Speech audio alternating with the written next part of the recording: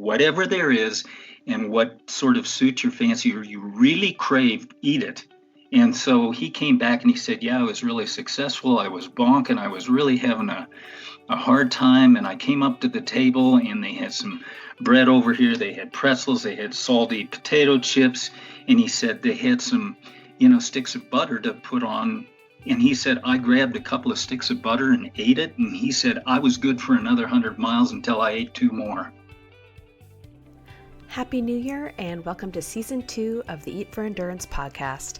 My name is Claire Schornstein and I'm a registered dietitian in New York City.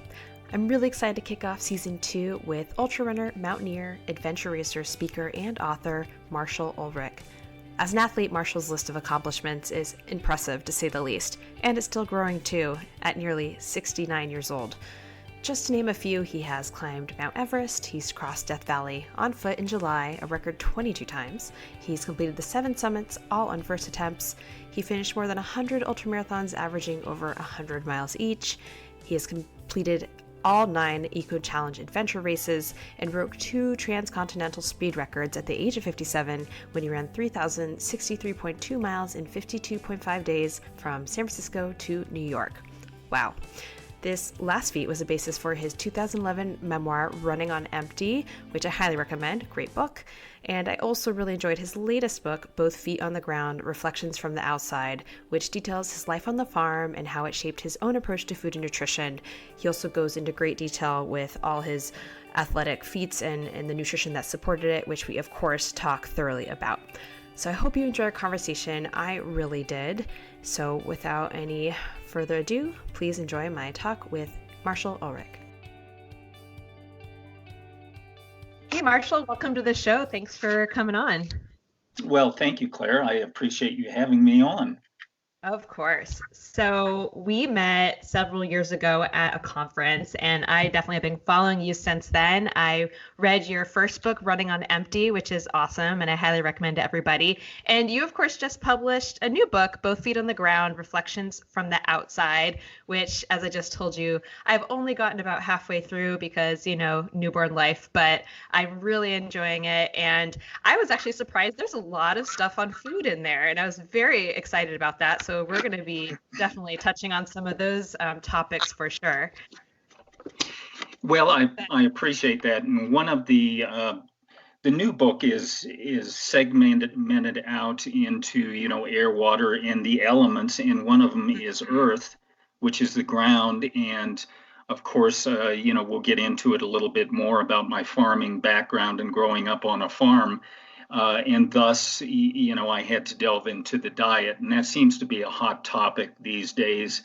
And one of my pet peeves is how marketing really sort of guides people to what they eat, and that's not necessarily a good thing. Sometimes it is, but it usually has to do with corporate marketing and what is most profitable and so on and so forth, not what is always the most healthy for us. Yeah, absolutely. And especially this time of year, as with the holidays here, and we're approaching, of course, the new year, and everyone makes their resolutions and jumps on the bandwagon of the latest diet. So absolutely. And why don't we just go ahead and start to unpack that now, since we're talking about it. In your book, you talk about this disconnect between us and nature and how that plays into our relationship with food and health. And the example you give is people becoming very obsessed with eating the quote unquote right types of foods. And you kind of describe in short this suggestion of disconnecting to reconnect. So I guess my question is, maybe you can speak to this a little bit just generally, but also for those of us who live in the city, like myself, I'm in New York City, how do you suggest that we disconnect and become more connected to nature and thus improve our relationship to food?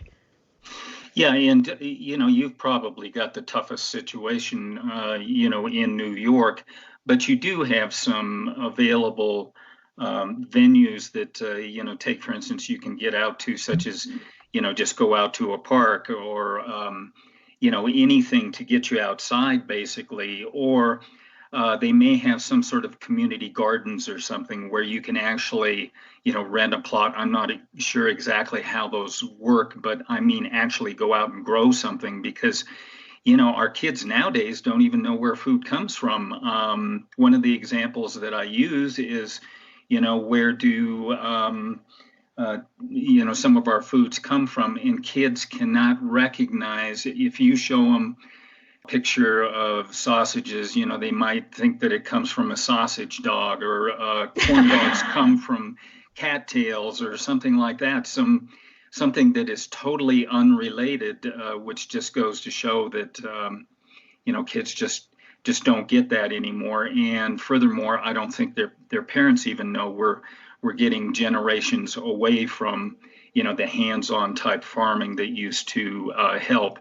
And the other thing I think that is important, if you have a farmer's market or something, I think it's nice to go there and support the local economy, the farming economy.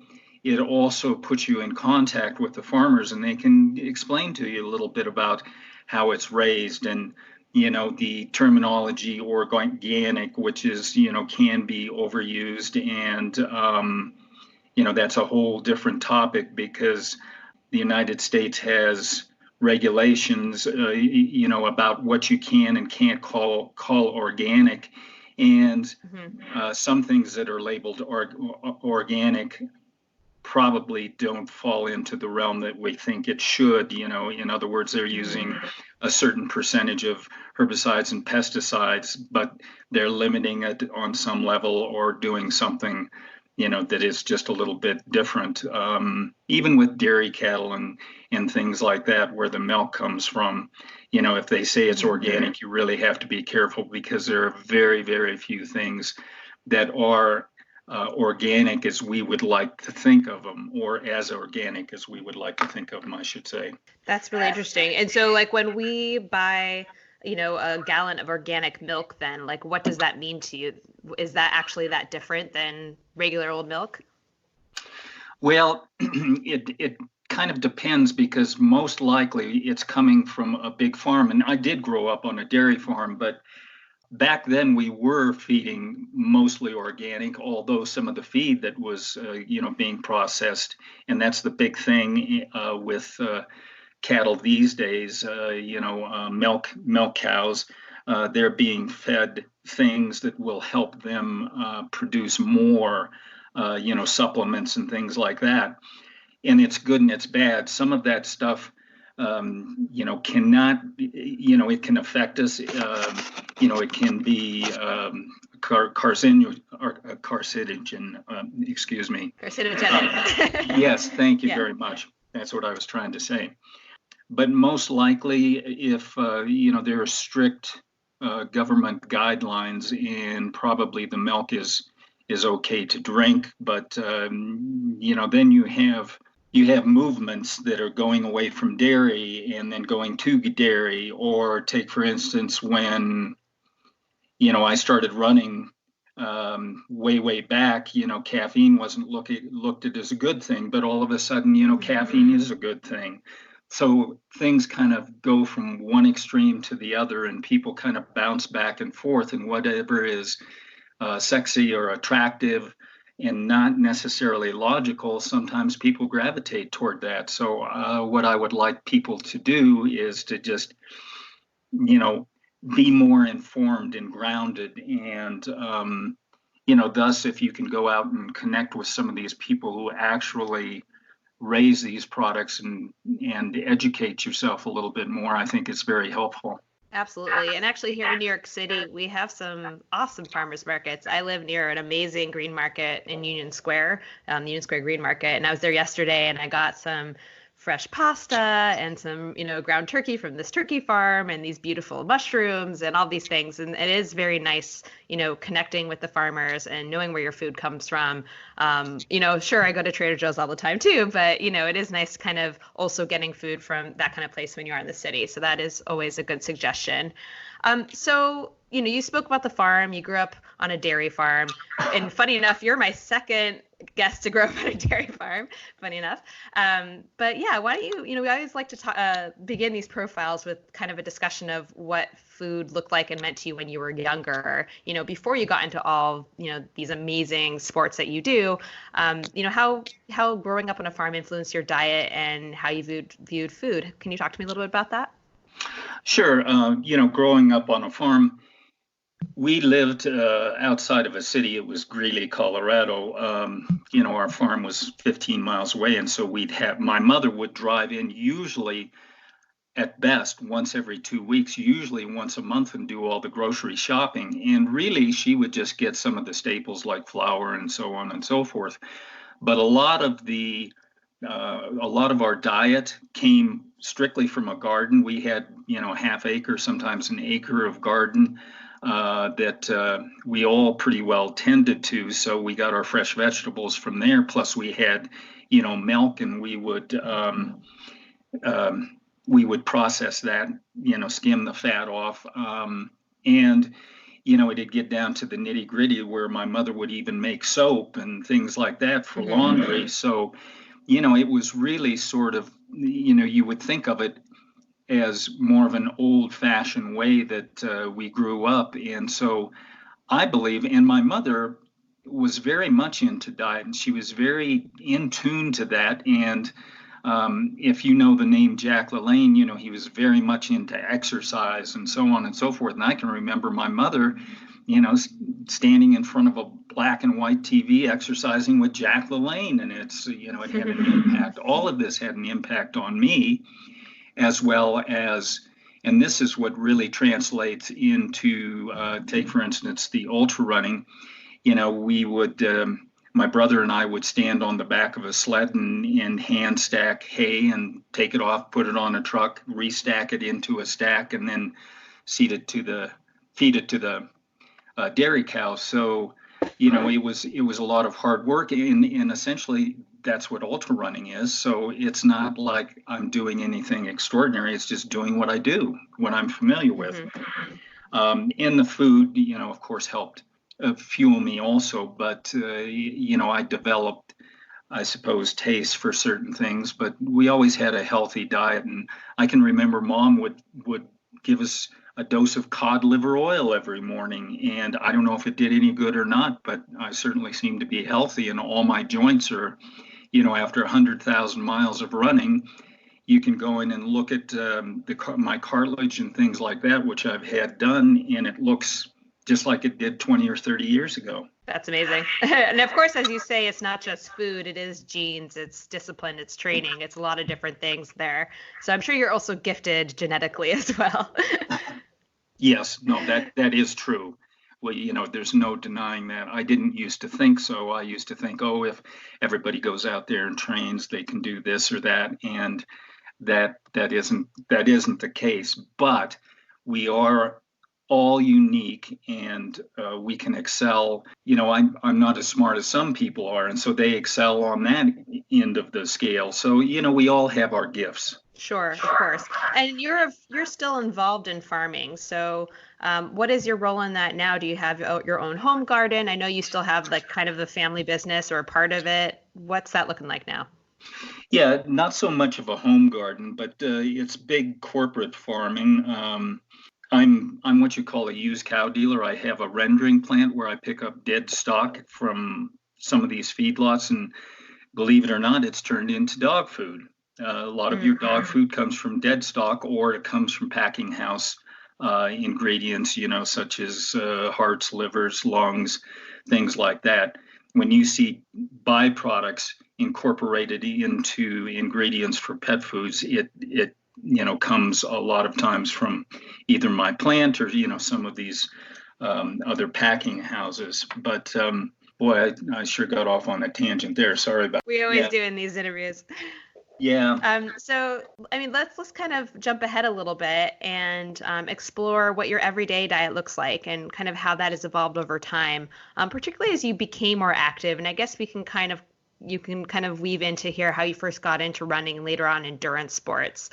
But first, I guess let's address, just in reading your book, it sounds like you essentially eat most things. You follow what sounds like kind of intuitive eating principles in terms of feeding yourself, listening to what your body needs and craves, and not really restricting anything in particular. Although I did see somewhere that you follow a diet of limited fats, high protein, limited carbs. So I was a little curious about that. But yeah, why don't you talk to me a little bit about all that? Yeah, and it is true. I try and limit the carbs just because they're converted over and stored as fat, and so I lean a little bit more. And I started doing this probably in the 1990s when I got into not only running but ultra running. I found that carbs were beneficial as long as you're out there burning them, but you also need some sort of a source for metabolizing calories, and that's where fat and proteins come into play, as well as eating more protein, I believe helps build muscle tissue. And so I skew my diet a little bit more heavily toward fat and proteins, and I see that some of your diets like keto diets and things like that are going that direction also. Mm-hmm. But I think more than anything, what I like to advocate is just a balanced diet.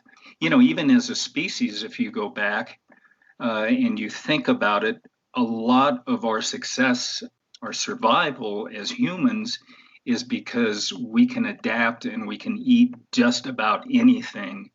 And there have been periods of time where there have been shortages where people had to eat things that are out of the ordinary for diets. And we are adaptable. We can our race is it's just we can adapt to things essentially by eating different foods. Okay. And that idea of balance, I guess when I think of balance, I think of also not just in terms of like variety and inclusion, but also like the relation of the different macronutrients to each other, right?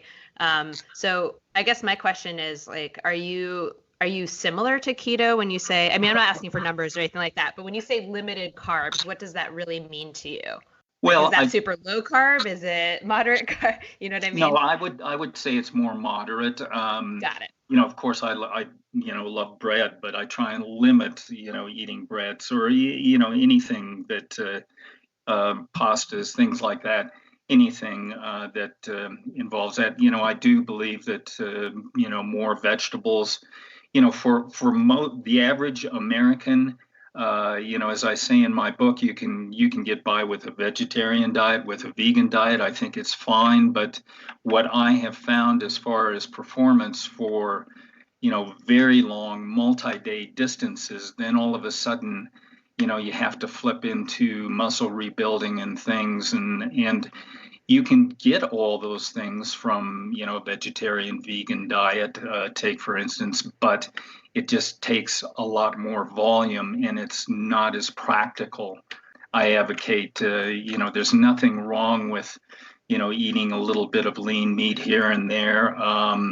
Although, it's, growing up on a farm, of course, I was always taught, what converts feed into where do you get the most bang for your buck? Well, to raise a cow, you've got, maybe 5 pounds of feed will put on a pound of meat, whereas pork, it's, it takes less feed, and chickens, it's even less. So, people have to be mindful of that also. And I'm all for doing something about global warming. And I understand when people, who are vegans and, so on, who talk about, their passion for doing the right thing. I understand that perfectly. So, I'm not arguing that point. I'm just saying be very practical, eat healthy and, pay attention. And if it has something to do with, saving the planet or whatever, that's fantastic. I think we should all be doing that. Yeah, and I'm actually glad you brought up veganism because, of course, being plant-based, that's such a huge, hot topic right now. And there are a lot, especially in the endurance world, a lot more people are kind of going more plant-based. What that means exactly, it varies from individual to individual. So whenever I have a client who's like, I want to be more plant-based or I am plant-based, I'm always asking, okay, well, are you vegetarian? Are you vegan? Do you eat a little bit of meat? Like, what does that even mean?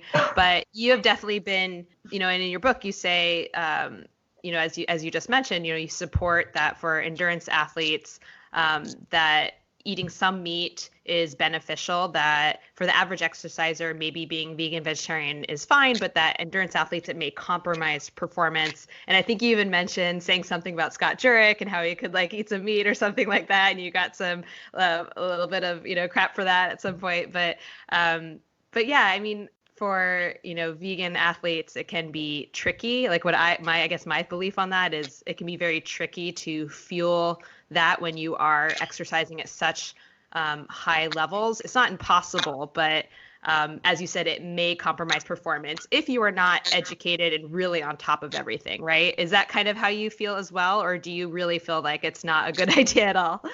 No, that's exactly how I feel. And it is interesting just to kind of regress just a little bit. When I first Uh-huh. got into running, I started doing marathons. I was eating a balanced diet.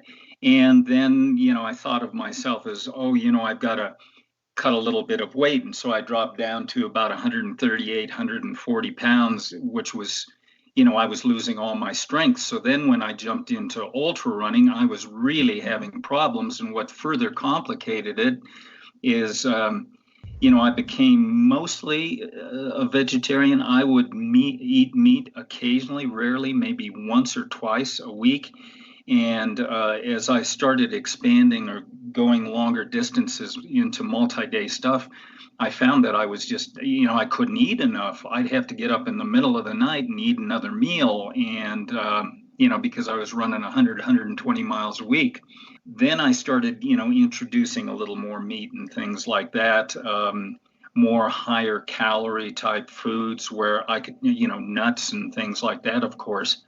So I could fuel myself more efficiently. And then I started traveling to other countries, and there are foods that you can't get over there. And so if you've got a really specific diet, you're going to have some problems. Take, for instance, when I was on Mount Everest and I was climbing with the Russians, basically a big part of their diet was like borscht or cabbage, and they would take reams of fat from, smoked fat from hogs, and they peel it off and eat that, as well as, proteins, chickens, and things like that. And it was a very different diet. And of course, I feel like I can eat just about anything. I don't really make qualms about it. But once again, I pay attention to what really fuels me well. And take, for instance, on Mount Everest, if you get above 28,000 feet, the fuel of choice for your body isn't burning, carbohydrates or fat, it's burning protein. It starts burning protein up that high. And so all of a sudden, you better be eating a lot of fat and a lot of protein, or you're really going to, be having problems. Mm. It's a little bit akin to what happens when, take, for instance, when I was running across the US and I was having to eat a lot more.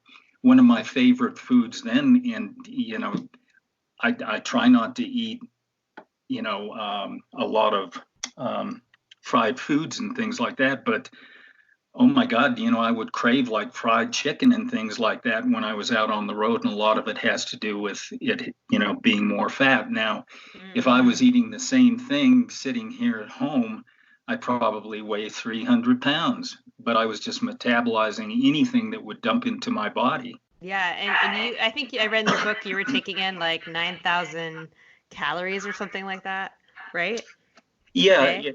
that's true. And so, the foods that I had to choose were really had to be high quality. The beauty of it was, and, we can't do this at home, but, we talk about eating smaller meals, more meals, but smaller ones. And that's exactly what I was doing out there. every mile, the way I got all that in me is all those calories in me is every mile, they'd come out and just give me a little handful of whatever it was, whether it's nuts or a piece of meat or some carbohydrates, whatever it was, it would be a very small amount. And then in addition to that, I drank very little, if any, during the day. Water, I would have to drink something that had a certain amount of sugar in it, just so I could get the calories in. And so it was just, a question of calories in and calories out. So from San Francisco to New York, and of course my crew, which included my wife, and she was fantastic. They were instrumental in getting me across, and I only lost 4 pounds. So obviously they were doing something right. Yeah, that's pretty amazing. Awesome. But yeah, why don't we've been touching a little bit here and there on some of the things I want to talk about, your cross country run and Everest and all that. So we'll definitely talk a little bit about that. When you first started running versus like when you were doing these, kind of epic athletic feats, or whatever you want to call them, because you were talking about having handfuls of nuts and all that. Have you always had an iron stomach, or is that something that you very much trained?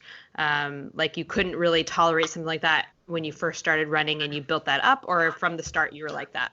Yeah, that's really interesting, because as for me, no, I've always had that. I can eat just about anything, and in fact, there was one run that I did that was across, the state of Ohio, and I think it was 258 miles, and I had a crew, and they were just amazed at what I could and couldn't eat, and as far as couldn't eat, I could, I don't think it existed. So I said, I'll tell you what, anything you bring out, I'm going to challenge you to make me sick. And so what they did is they brought out pizza, and it had like jalapenos and olives and what is it? It's not sardines. It's a real salty fish that I'm. Anchovies. Yeah, anchovies. It was just kind of disgusting, and they left the sauce out of it. And they put tons of disgusting cheese. That was like goat cheese and whatever. I just scarfed it down, no problem whatsoever. So, I haven't had a whole lot of a problem. Now, having said that, I can remember Ann Trayson, who is probably, was one of the premier ultra runners, and still has women's records, of 50 to 100 miles to 24 hours. And she had the most sensitive stomach that I have ever seen. In fact, we were sharing a tent at a 24-hour, and she got in my tent and threw up inside my tent. And, I wound up, we wound up having to clean that up.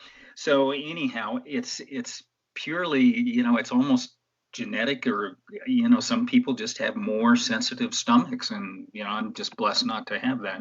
Yeah, I was going to mention, our whole discussion about genes versus, the food and all that. I think this also goes down as part of that, genetic blessing that you have. But at the same time, as I tell people, we can train our stomachs to some degree. Obviously, like I fall into the camp of more sensitive stomach, and I can't ever imagine myself eating pizza while running. I think I would definitely be sick, but I've worked up to say like bananas and sandwiches and bars and things like that. So I think to some degree you can kind of change yourself, just like with training. To some degree you can train yourself to be better, but we are at some point limited somewhat by our genetics, right?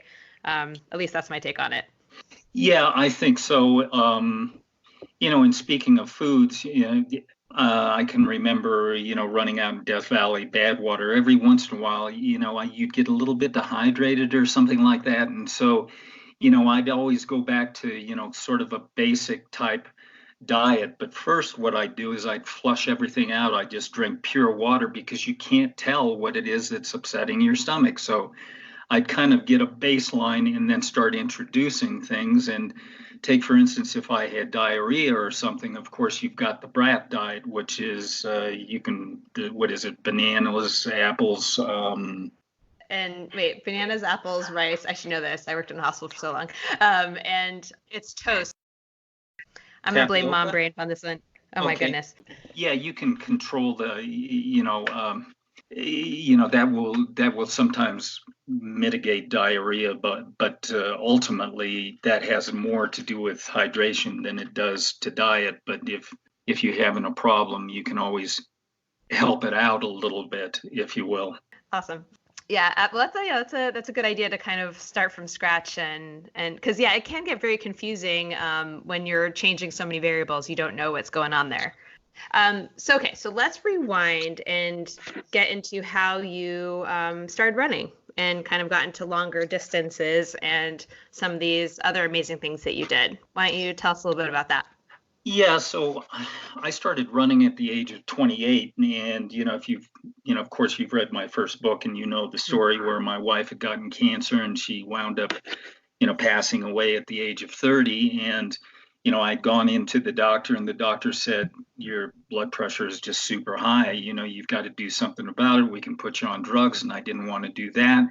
And he said, why don't you try exercising? And so that's why I started running. And I started running longer distances because, it would distract me from what was happening to my wife. And so, and I discovered that, I was pretty good at it. So very shortly, I think within 4 to 6 months, I was running marathons, and I took 3 or 4 years and then got into ultra marathoning.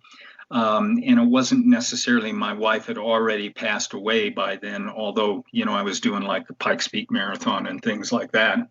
But I, discovered that ultra running was definitely, something that I was good at and I wanted to do. And then in 1995, what came along were these eco challenges, and you may have seen those on Discovery Channel. That's where Mark Burnett, the producer of Survivor, The Voice, any of those reality TV type things, that was where he got his start in Utah, was during these eco challenges, which then it was a team of 5 people, and we do distances of 400 miles, multidiscipline. There always had to be one female on the team. So that sort of intrigued me, and I was always kind of the mule on those teams. Although we were doing a lot of paddling and other things, I was really good on my feet, and sometimes I could help other people out by carrying more and so on and so forth.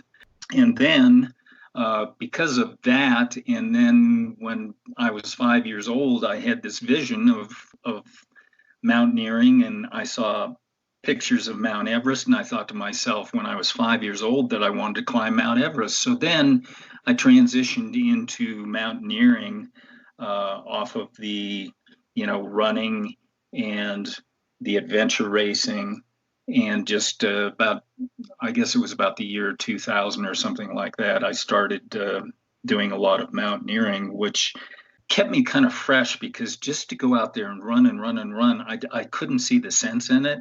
I wanted something different. I wanted something new. I wanted something to keep me fresh, and thus started doing the adventure racing and the mountaineering, so I could do those. Although I do believe it kind of hurt my running, because I wasn't doing the speed work and stuff and paying attention to that. But I wanted to be one of these people that had a little bit more diverse type athletic resume, if you will. And I think it served me well.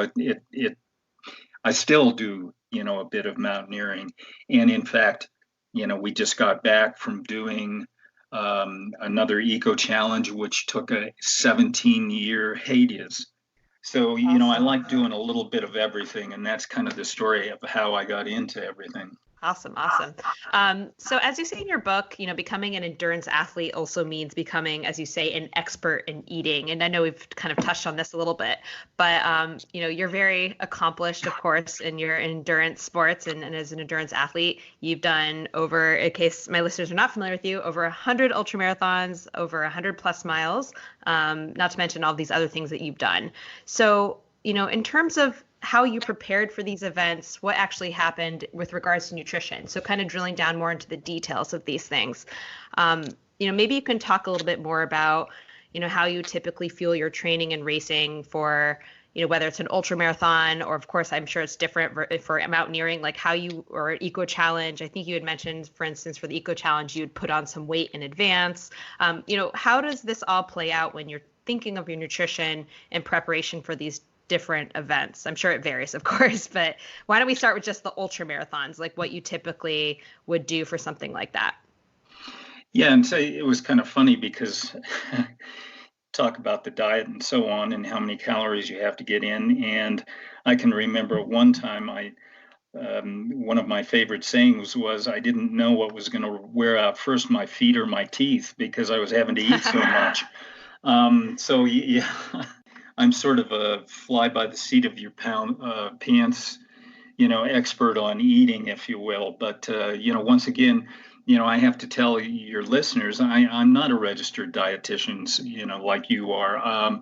I just kind of, read a lot. I try and do the most logical thing that makes sense to fuel me. But as far as the training is concerned, when I'm out there training, usually I just bump up the calories and I try to eat, a fairly balanced diet. And sometimes, I'll buoy myself up when I'm out there running and I'm having a sugar low or something like that.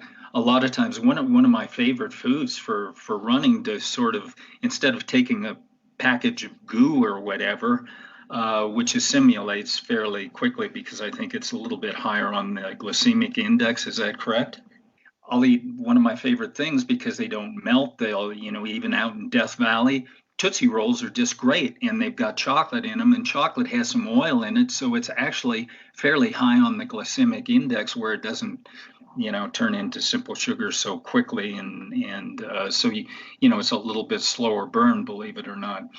So I just kind of do it by the seat of my pants.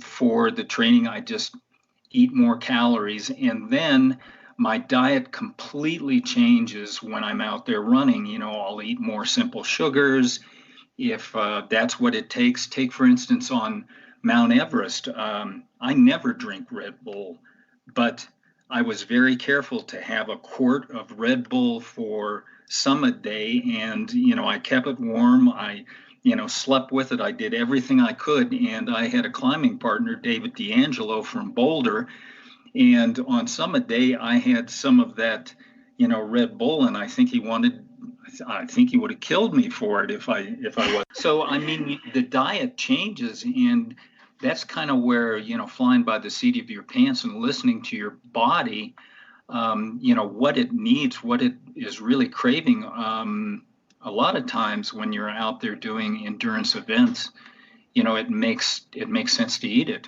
because that's what it craves. I've got a story about a friend who was doing some super long, bike races, 400 or 500 miles or something. And he was asking me about diet. And I was telling him the same thing. I said, when you come up to these tables, where they've got sag wagons to pick you up, they've got these tables like every 100 miles or something with a whole variety. It's like a smorgasbord. And I said, when you come to that table, you look at whatever there is and whatever it is that sort of suits your fancy or you really crave, eat it. And so he came back and he said, yeah, I was really successful. I was bonking. I was really having a hard time. And I came up to the table and they had some bread over here. They had pretzels. They had salty potato chips. And he said they had some, sticks of butter to put on. And he said, I grabbed a couple of sticks of butter and ate it. And he said, I was good for another 100 miles until I ate 2 more. Oh my God. So this is totally not related, but that sounds like my toddler. My toddler is obsessed with butter for no particular. Every time we're cooking, she's like, 2 butters, please. She's obsessed. Yeah, no, I can totally see how, well, I think a stick of butter would make me sick, but I can see how that definitely fills you up and gives you calories and sustains you. And hey, if you can tolerate it, that's what, matters. Yeah. And I guess when you say fly by the seat of your pants, I'm interpreting that kind of in this context, not being unprepared. It's that you are preparing, and I guess I'll have a follow-up question to this, but you're preparing, but by being flying by the seat of your pants, you more mean like being flexible and listening to your body and what it wants in those moments when you're in the actual like event or you're training. That's what you mean, right? Yeah, it is what I mean. And, sometimes that means, take for instance, having more foods available, foods that you normally wouldn't eat. Because the other thing that's really unusual is sometimes one thing will work for, in or during an event, and the next time you can't stomach it, you don't even want to look at it, but something very strange and odd that you may have set aside is exactly what you need and want. So it's not a precise science for sure, and I think your body tends to crave different things depending upon whatever circumstance. I don't know if it has to do with the distance or what's happening, inside yourself. If it's, if it's hotter, if it's colder, I think it all makes a difference. Yeah, no, absolutely. And of course, what a lot of what you do is at extremes, not just extreme distance, but extreme altitude, extreme temperatures, some of these very unique expeditions that you're doing all over the world with the eco challenges. So, as you mentioned, you don't always have access to the same types of foods. Maybe what you bring doesn't work out or whatever, but that means that you have to practice very different fueling strategies during training and during the races themselves, I imagine, because your body is needing different things. So I guess kind of following up to what I was asking, when you're doing these events, are you thinking to yourself, okay, I need to get a minimum amount of calories per hour? Of course, with the transcontinental run, you said, yes, I was aiming for, 9,000 calories a day and my crew was handing it to me. But when you're kind of just more on your own, maybe you don't have a crew all the time, maybe in some of the shorter runs, maybe you're running on your own, or maybe you do have a crew like Badwater, etc. Like do you have a very specific hydration and fueling strategy in mind that you're aiming for, and then on top of that you're being flexible and kind of grabbing what you crave, or what does that look like? Well, I think as far as the water is concerned, a big thing is, especially with the heat and even in the cold, I think, your body needs a little bit of salt, a supplement of salt, or else, and I read an article where somebody was saying, and I just read it recently, where they said there's no relationship between salt and cramping. And I'm just going, what? Because, Yeah, I've read some stuff about that too. It's like yeah, more neurological or something. yeah, Muscle and fatigue.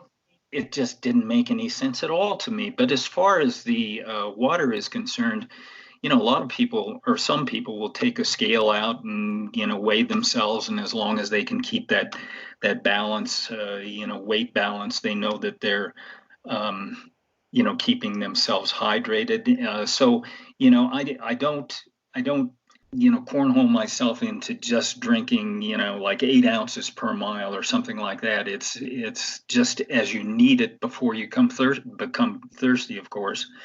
And as far as the diet is concerned, I've been moving more and more away from engineered foods, and that's a whole nother topic where I think there's huge money that is made within engineered foods, and so much of that you can just get from eating real food. And believe me, when I'm out there during an ultra, even Gatorade, for example, I can stomach it for probably a half day or something. Then all of a sudden, I can't stand it. And so then I start drinking things that are just more familiar. It can be some sort of a juice or whatever.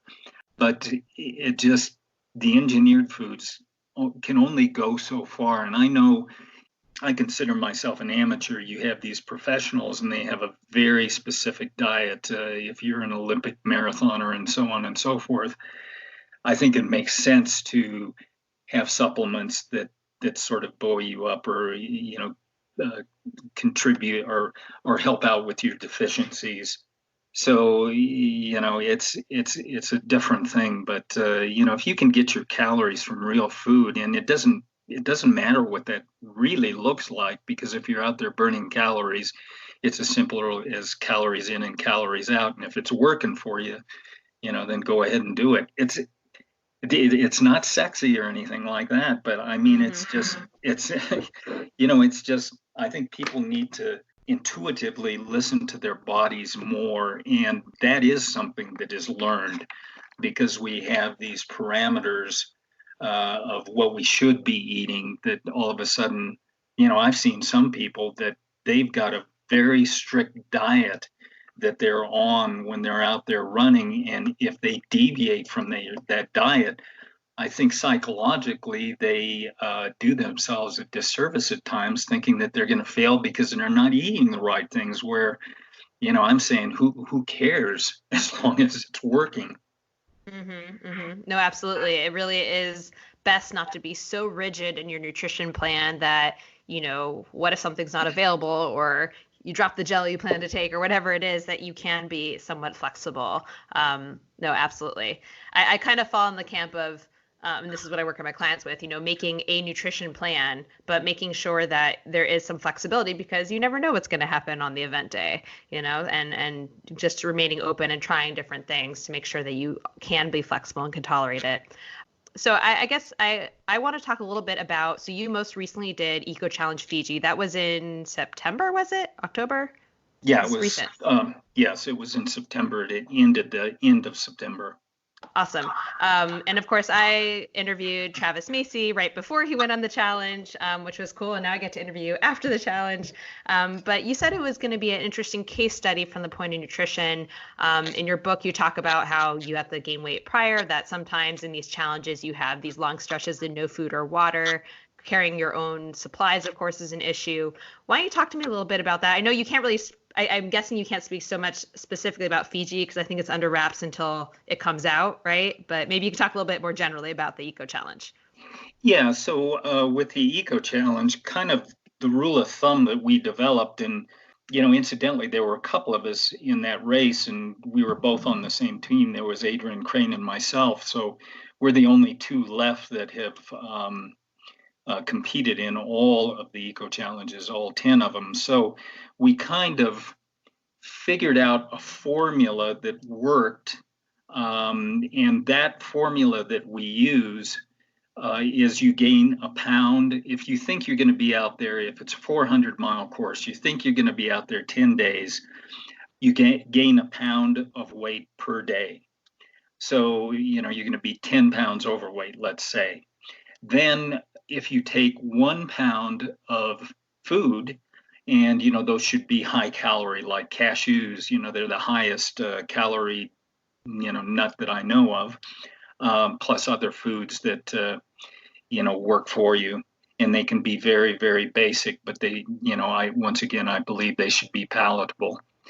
So you've got a pound of food, and then what can happen when you finish, you can expect that you have lost basically a pound a day.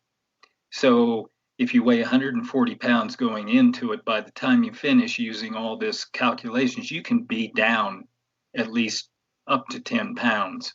A lot of times, I'm lucky to break even. Some of it's water weight because all of a sudden your body's very smart. It will retain water even after the event and won't start dumping it until 2 days afterwards. So you can actually gain weight very rapidly afterwards and then start dumping it, and then you're at a deficit. So it's just kind of a simple formula, and it's interesting. It's everyone's a case. Every one of the races is a case study in my book, and we fine tune things a little bit more. The nice thing about Fiji is it's even within the rules. You can accept help from the outside, such as get food, and so that's the other thing too about having a diverse diet. Is take for instance, if they come up, chicken and rice are big staples there in Fiji, so that's some of the things that we were eating, and they work perfectly. They fit in, very well. So, we didn't have to carry quite so much food, and I think I only lost a couple of pounds during that race. But it's interesting. I love doing them, and the teamwork is a big thing, and sharing food is another big thing. So You mentioned in your other challenges that you would go long stretches of time, or maybe not so long, but you wouldn't have food or maybe even water for a while because I guess you couldn't get outside food. Was that why? Yeah, exactly. So, I'm thinking of when we did the adventure race in British Columbia, there was a period of 3 or 4 days where we didn't have anything, or the eco challenge that we did in Fiji, we did not see our gearboxes for 5 days, 4 or 5 days, and our pound of food was eaten usually within the first day or 2 days. So sometimes we were just stuck with just a handful of M&Ms, and that would have to sustain us. I just use that as an example. It's not necessarily M&Ms, but that would have to sustain us for we didn't know how long, because we would anticipate we could travel 100 miles in 2 days, and as it turned out it would take us 4 days because it's very hilly or this or that. And so there were times where we were without food for 2 or 3 days. And the interesting thing about it is, the mind and the body work in conjunction very well. If the food isn't available, I mean, we really weren't hungry because we had switched over. We're burning body fat. We really weren't hungry, but the instant that food became available, we came into, say, a camp or something, and there was food available. Oh my God, we were starving.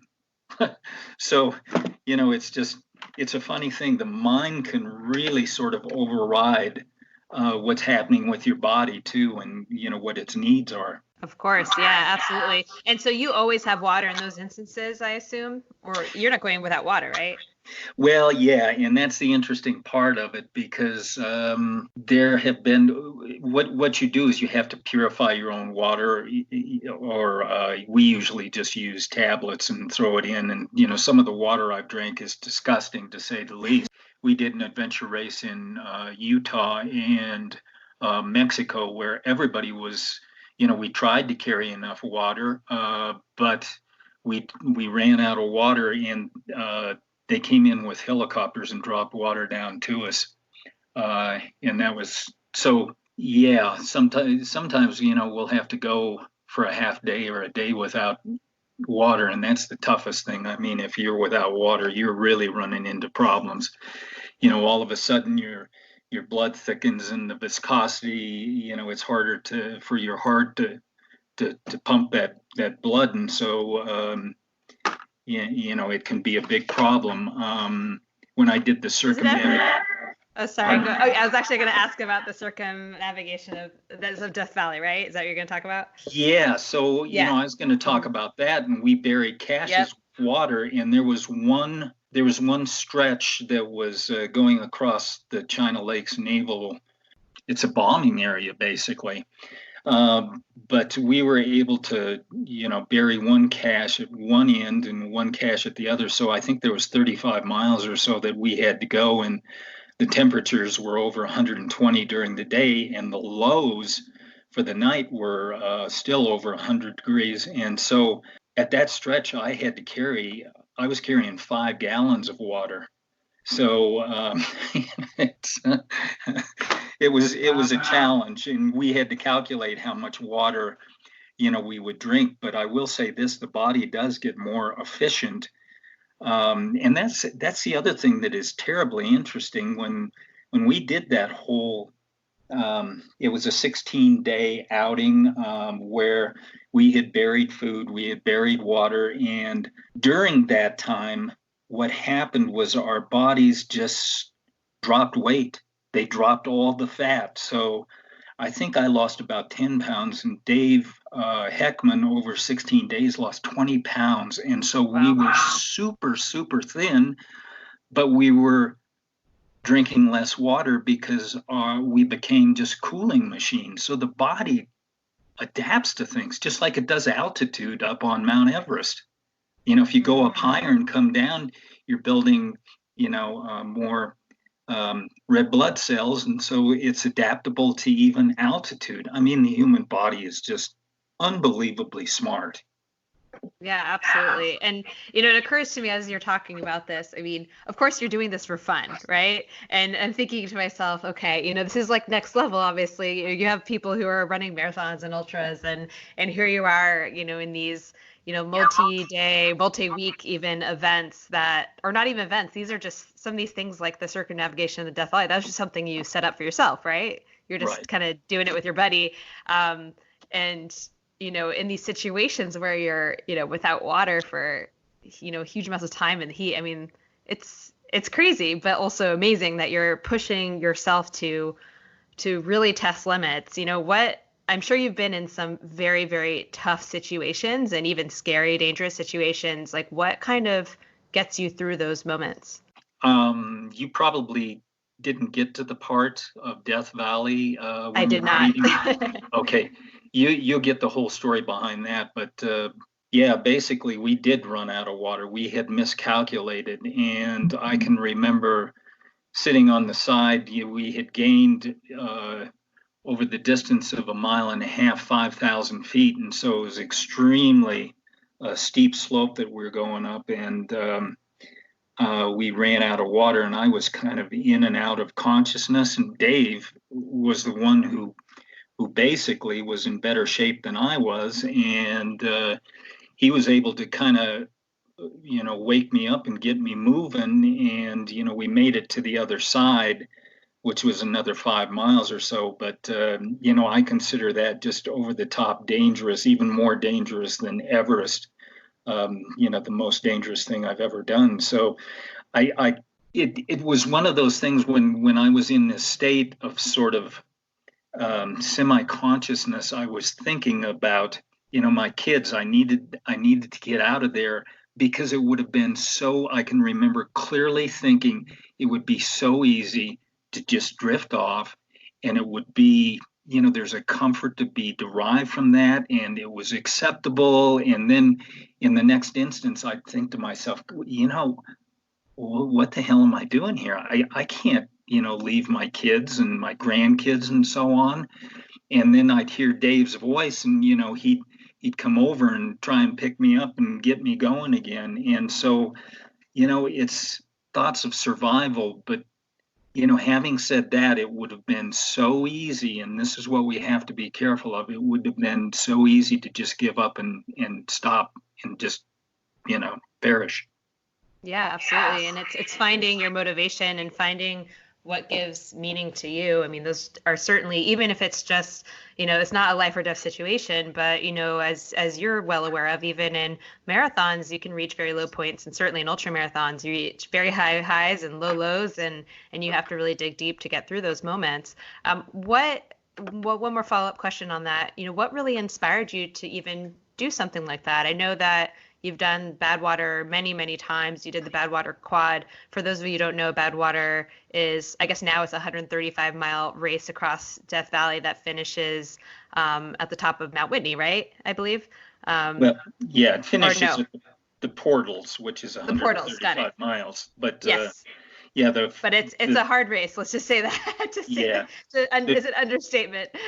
But yeah, what kind of inspires you to do some of these events and push your body to such limits? Because I know in the beginning you said that you needed, it was for health, right? You had high blood pressure, your wife passed, it was a way to distract yourself.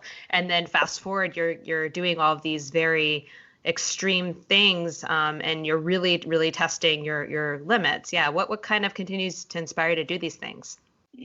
Testing the limits, seeing what the body is capable of. And I think I've bumped upon that a couple of times where, I've said, well, I've discovered that and I don't want to go there again. So it is finding that out, as well as, Dave Heckman was the one who was my buddy who did this circumnavigation. He came to me with this crazy idea of doing this, and he wanted to do it in March. And I said, no, you got to go out if you're going to do something in Death Valley, the parameter is that you have to do it within the July-August window. Make it even more fun. Yeah. So, I came back to him, and it took me a couple of years to sort of warm up to the idea. But, and the other thing is, I said to him, let's do it unsupported. So let's bury caches. So we buried over 30 caches. They were, approximately a half marathon apart over the course of 425 miles. So, it was just intriguing. And there's a creative element to it also, where you're doing something that nobody else has done and probably nobody else would have even thought of. So, I think that's a lot of what, pushes me on. It's like people used to joke about doing, the Leadville 100, and on the same weekend, sometimes the Pikes Peak Marathon falls. And so, people used to joke about it. I thought to myself, why not? And so, I was the first to go out and do that. So they were mostly challenges, or, the Badwater Solo, where I pulled it, 200 pounds of water behind me because, somebody said it couldn't be done. You couldn't, cross Death Valley and carry enough water to sustain you. And so, it was just proving other people wrong, and just, it was intriguing and so on. But, I once asked a sports psychologist who had crewed me out at Badwater, and I asked him, I said, why do we do this? And he thought about it a little bit, and he said, I think it's just our nature. It's part of advancing our species, improving our species to test ourselves to do more. And he said, I think that's what it's about. And, it kind of makes sense to me on some level. We're just trying to evolve as species, and, look at we're bumping up on, in fact, a 2-hour marathon has now been run, sub 2-hour marathon. So, it's amazing. It's amazing. And I think it is. But there has to be the desire there. So, it's not everybody that wants to go out there and do a circumnavigation of Death Valley, or run across Death Valley, or something like that, or climb Mount Everest. There has to be that desire there. And that's the driving force to it too. It's a mental thing also. And I mean, most people, of course, don't do what you do and don't necessarily have that motivation or desire. So, what takeaways do you think you can pass along to my listeners that they can perhaps relate to as they pursue endurance sports recreationally? Because I'd say more often, the types of people, at least that I'm working with, of course, they're marathoners, maybe even half marathoners. They're doing ultras like 50 milers, 100 milers, 50Ks, that kind of thing. I think it takes definitely like a very special type of person, such as yourself, to do some of these very, extreme and incredible things that you do. So, yeah, is there anything you think that, we can take away from what you've learned, any significant learning moments, whether it's nutrition or otherwise, from the experiences you've had? Oh, wow. It's I touched upon that with, and maybe that's what triggered it, was this desire thing. Yeah. What is it that you want to accomplish? What is it that you're really, really passionate about? And, the takeaway is, if you can identify that, and it doesn't have to be within ultra running, it can be in, some other sport or some other field, like science. You see people that are passionate about things. And if you can find that one thing that you're really passionate about, it can be, raising your 2-month-old. I'm sure you're passionate about that. And that's one of the most noble things that you can do, for sure. You don't have to go out and, run across Death Valley in order to feel that you've accomplished something. You can accomplish the greatest thing on earth, and that's to raise somebody who is, in your image, basically. So, just be passionate about something. Yeah, absolutely. And I think another thing that I wanted to mention is you're such a role model in terms of longevity in the sport. You're accomplishing amazing things well into your 50s, and now you're 60s. How old are you? 69? No. How old are you now? I'm 68. I'll be 69 in July. Mm-hmm. Almost 69. Okay. Yeah. I mean, and you're still going. It's incredible. You climbed Mount Everest in your 50s. You were 57 when you completed the transcontinental run, attempting to break this record that was set 2 decades prior by a 28-year-old, and you, of course, succeeded. So, another question I always get asked is, aging gracefully and also staying healthy and strong. So, do you have any tips for my listeners in terms of remaining physically active, healthy, and strong, especially in endurance sports, as you get older? Yeah, and that's tough because, I'm all of a sudden, when I started doing some of this stuff, it was as far as longevity is concerned, it was kind of a progression, and I think people go through some sort of a progression. Getting started in running, it was I just wanted to see how fast I could go, how long I could go, how far I could go. It was all of those things. Then I wanted to challenge myself and do things that nobody else had done. And now one of the things that you just identified is I would like, to set an example by doing something, as I age. And of course, genetics play a big part in that. But once again, it's just staying passionate about the running. And, thank goodness this adventure race came up. Because I'm thinking to myself, how long can I keep running? I still want to go outside. I still want to connect with, nature, because that, I think that is one of the things that heals us, that makes us whole. Just kind of getting back to our roots, and thus, my book called Both Feet on the Ground, it sort of speaks to that. So if we can keep going out, keep doing as much as we can. Incidentally, the average, our team's average age at the Eco Challenge was 66. And I don't know what the average age of the next youngest team was, but I can tell you this: 17 years ago when we raced in Fiji, we were the oldest team then, and our average age was 52. So, we keep going out there and doing it. And sure, we don't go as fast. But it's just kind of accepting who you are, accepting that aging process, and making sure that you're taking care of yourself, not only from the standpoint of diet, but exercise, plus keeping yourself whole, if you speak, by staying connected to your family and the things that really matter. So I think those three things are very important. What's on the horizon for you? Are you doing any more races? Are you mostly focusing on the book and speaking engagements, or kind of what's going on for you right now? Yeah, not too much going on right now. I'd like to go out and do one more Badwater. This, would mark the 30th, Wow. crossing. So I'd like to do that. And then after that, what I'd like to do is just take people across Death Valley who want to go. If they want to do it on not certainly not a quick basis, but I can still get people across and help them accomplish their dreams. So if I can motivate people, and I do that with some speaking, we do cruises occasionally, and a lot of times I'll be invited to speak on those cruises, and that's very nice, connecting with people. And as far as athletically, I think the next Eco Challenge, they've got a contract, Amazon Prime, I think, for at least 2 years. The second one is optional, so I think there will be another Eco Challenge, and I'd like to go out and do one more of those with an average age team. I think it'd be about 67 now. So just whatever kind of suits your fancy. And I love mountaineering, so I'd like to maybe guide some people up Kilimanjaro or something, which is, one of my favorite mountains. So try and do things. Now, I don't train as hard. I don't have as much passion for that, but I do like going out and getting into nature.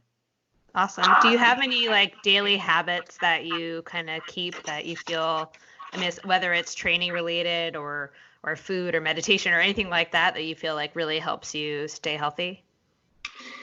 There is, sort of a tradition. My training, there's been, usually it's November, December, January, where I lay off and I don't run at all. And I think it helps my mind. I think it helps, my body heal.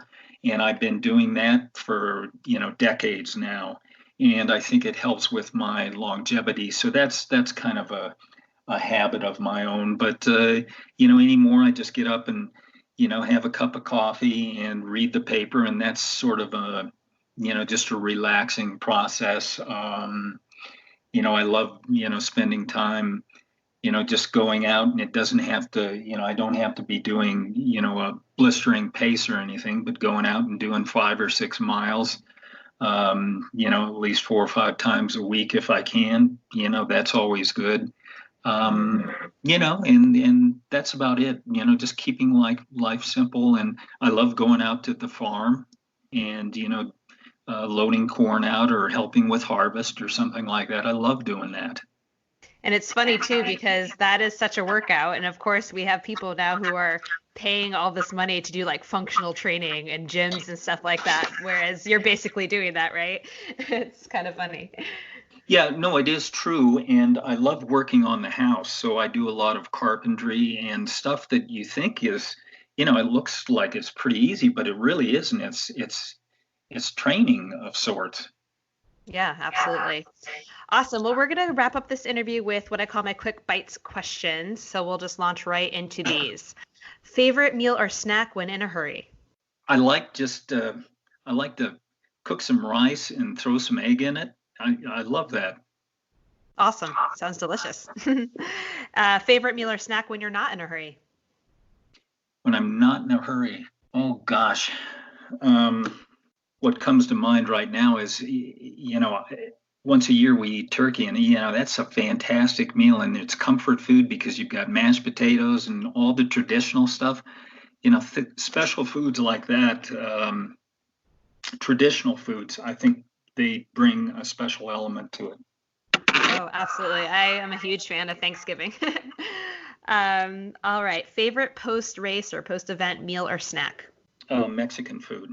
If I finish something immediately, we all know that you should, refuel as soon as you can after, a big event. And man, I can chow down on Mexican food post or pre. Awesome. Biggest cooking catastrophe if you cook? Oh goodness. So, this kind of goes in and what are these meals? They're let's see, Hello Fresh. We get Hello Fresh in, and they're the prepackaged. They've got the foods all mixed in, all the ingredients, and you just have to go in and dice and slice and do whatever they say. And my wife and I enjoy those, and they are pretty healthy. They're not enormous portions, so I think they're fantastic. But the cooking catastrophe is just, I've got everything. It looks like a hurricane hit the kitchen when I get through. Yeah, it uses so many dishes. I've found it's delicious, but it's so messy sometimes. Awesome. But the finished product isn't catastrophe, it sounds like. It comes out well. Yeah, exactly. But it repeats itself almost on a daily basis. Got it. Okay. Now this one, I'm sure you have an interesting answer for, given how, where you've gone with your travels and training and stuff. Most bizarre or exotic food that you've ever tried? Oh, gosh. I would say it's monkey brains. Where was that? It was in Beijing. Was it good? It didn't taste like it. It just, they call it sweetbreads, basically, is what the German. Yeah. So, yeah, no, it was okay. Okay. Yeah, it was fun. Yeah.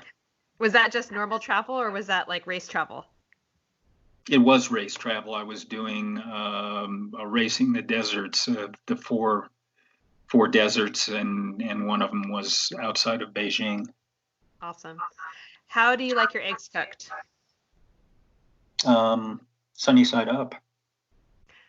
If you drink, wine, beer, or liquor? All of the above. Nice. Yeah, no, seriously, all of the above. Okay, good. What foods remind you of growing up? What are your comfort foods? Oh, my comfort foods. Gosh, my mom used to make these. The German name for them is Butterglaze, and what it is butter balls with noodles. Oh my God, those were just wonderful. Sounds delicious. Yeah. Awesome. What's your favorite ice cream flavor? Chocolate. And last but not least, top 3 items of gear that are most essential to your active lifestyle. Well, running shoes for sure. And I would say, some sort of a water belt or hydration system, and sometimes it's wishful thinking. Sunglasses, just Yeah. yeah. Nice. Awesome. Well, thanks so much, Marshall, for coming on the show. Where can everyone find you these days? Website or social media if you're on there? Yeah, they can just look at marshallulrich.com. That's my website that needs desperately to be updated. Um, and there, I'm on Facebook also, and you can go to Amazon and get both the books. The first one, Running on Empty, was an Amazon bestseller, and actually both Feet on the Ground we haven't officially launched. Okay. And the other thing, Running on Empty, just came out. A voice and audiobook. Audiobook. Yeah, it just came out last month. Awesome. Are you going to be doing an audiobook for the second one? I was actually thinking to myself, I wish there were an audiobook. I could totally do that with a baby. Yes. Awesome. Yeah. Great. And I will post links to both of your books and your website, of course, in the show notes. Yeah, awesome. Well, thanks so much again for your time. I really loved hearing, more details about all the great things that you've done and hearing about the ins and outs of your nutrition. It's fabulous. Well, thank you. Awesome. And and I guess when is the Fiji Eco Challenge coming out on Amazon? Do you know? Yeah, that's a good question. I heard that they had cut the first episode. It will be on Amazon Prime. I think it'll be a 10-part series, and I think Travis Macy, his team will be featured. Our team will probably have a role in it just because of our age and so on. But it will come out, they said next year. I'm thinking they said May, but I think it'll be before that, maybe February, March. I'm just guessing they'll start airing. Yeah. Okay, well, so everyone stay tuned for that. I'm sure it'll be lots of fun stuff to watch there. I'll definitely be tuning in. Okay. Awesome, Marshall. Well, have a great day and good luck with everything. Thanks. Okay. Thanks, Claire. Bye. Bye-bye. And that wraps up episode 17 of the Eat for Endurance podcast. Hope you enjoyed my chat with Marshall. I definitely did. It was also the first episode that I've done since having a baby. My baby was a newborn, and I'm just happy that I was able to form complete sentences and that she didn't have a hysterical fit during it. So there you go. Anyways, lots of exciting stuff coming up for you guys. I'm not sure I will be able to keep such a regular schedule with the episodes coming out, but I do have a lot of interviews, recordings coming up, and I think you'll really be excited for some of them. So stay tuned, and I'll do my best to get those out to you as soon as I can. Any questions, any feedback, requests, etc., you know how to reach me, eatforendurance@gmail.com, and you can always visit my website, eatforendurance.com. Thanks, guys. Until next time.